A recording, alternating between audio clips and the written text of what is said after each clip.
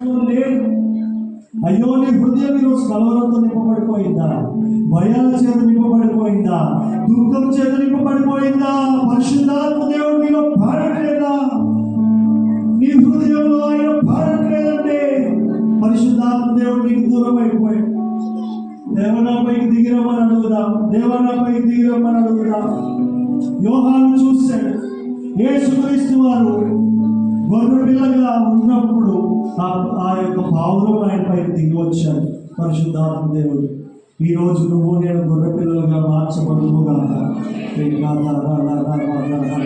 ఓ జీవము దేవుడు మన హృదయాల్లో కలగజేయును గాక.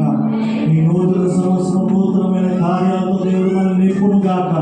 మన హృదయాలన్నీ సమాధానంతో నింపబడును గాక.